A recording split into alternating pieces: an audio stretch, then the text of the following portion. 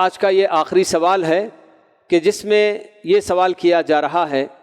کہ اللہ رب العالمین کا حکم ہے کہ فَإِذَا قُضِيَتِ الصَّلَاةُ فَانتَشِرُوا فِي الْأَرْضِ وَابْتَغُوا مِن فَضْلِ اللَّهِ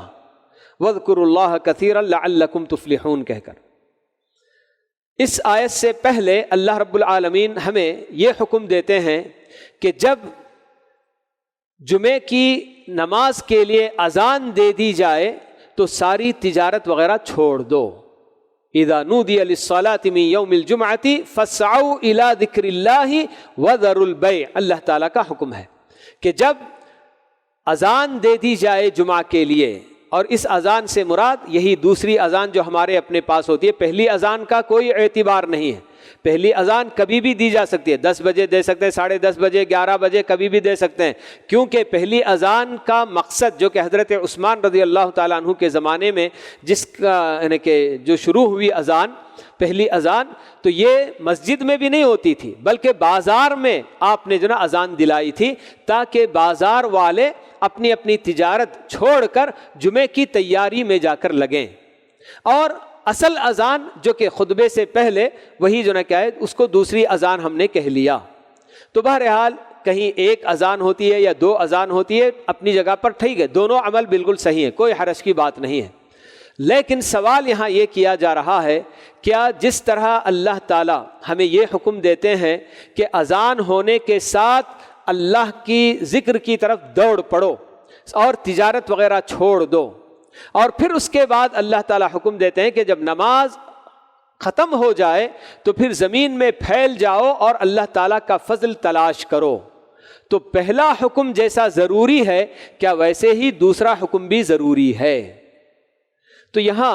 ایک بات میں آپ کو یہ بتا دوں کہ یہ یہاں ایک قاعدہ جو کہ یعنی کہ ہمارے اپنے اسلامک لا سے متعلق ہے، جی فنڈامنٹلس آف اسلامک لا جیسے کہتے ہیں، جورسپروڈنس جس کو کہا جاتا ہے، تو اس میں ایک یعنی کہ قاعدہ یہ بتایا جاتا ہے کہ ایک چیز جو پہلے جائز تھی، حلال تھی، اگر اس سے روکا گیا اور پھر دوبارہ اس کے کرنے کا حکم دیا جاتا ہے تو وہ حکم ضروری اور فرض پر دلالت نہیں کرتا بلکہ صرف جائز ہونے پر دلالت کرتا ہے. تو ویسے ہی یہاں پر یہ بات ہے کہ اللہ تعالیٰ کا فضل تلاش کرنا اور زمین میں گھومتے پھرتے یہ رہنا، یہ جو نہ کیا ہے اذان سے پہلے بالکل جائز عمل تھا. اذان کے بعد اللہ تعالیٰ نے اس عمل سے ہمیں روک دیا، پھر اس کے بعد نماز ختم ہونے کے بعد اس عمل کی اجازت جو دی جا رہی ہے یا اس کا حکم جو دیا جا رہا ہے، یہ صرف اس کے جائز ہونے پر دلیل ہے، نہ کہ اس کے فرض ہونے پر. یہ بالکل ویسا ہی سمجھ لیجئے جیسے کہ اللہ تعالیٰ نے قرآن مجید میں یہ بھی کہا وَإِذَا حَلَلْتُمْ فَاصْطَادُوا. حاجی حضرات کے لیے اللہ تعالیٰ نے یہ حکم دیا کہ آپ لوگ اگر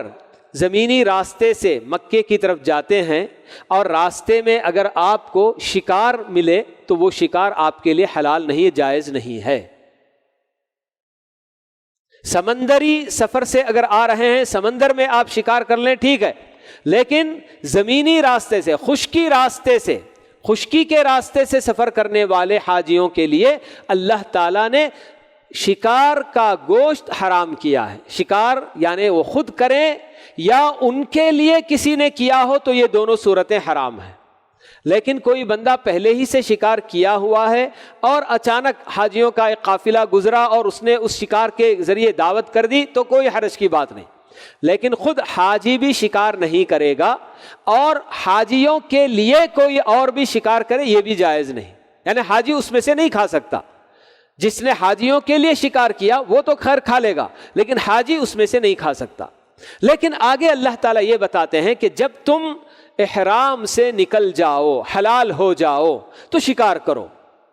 تو کیا اس کا یہ مطلب ہے کہ جیسے ہی حاجی لوگ حج سے فارغ ہو کر حلال ہوتے ہیں تو سب کو شکار پر نکلنا ہے؟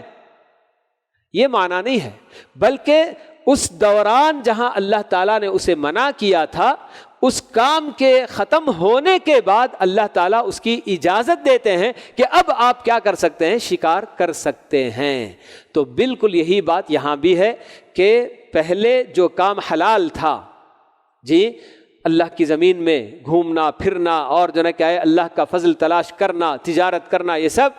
تو اللہ تعالیٰ نے اذان کے وقت اس سے منع کیا۔ پھر اس کے بعد اللہ تعالیٰ نماز ختم ہونے کے بعد اس کی اجازت دے رہا ہے، تو اس کا مطلب یہ کہ آپ کو اختیار ہے کہ نماز کے بعد آپ چاہیں تو یہ عمل کریں، چاہے تو نہ کریں، کوئی حرج کی بات نہیں۔ کہ جیسے حاجی لوگ واپس جاتے ہوئے چاہے تو وہ شکار کر کے کھانا چاہے کریں، نہ بھی کریں، کوئی حرج کی بات نہیں، تو یہ ایسی ہی بات ہے۔ تو یہ آج کے ہمارے اپنے سوالات تھے جو آج اختتام کو پہنچ رہے ہیں۔ تو اللہ تعالیٰ سے دعا ہے کہ اللہ تعالیٰ ہم سب کو اسی طرح سے دین کی باتیں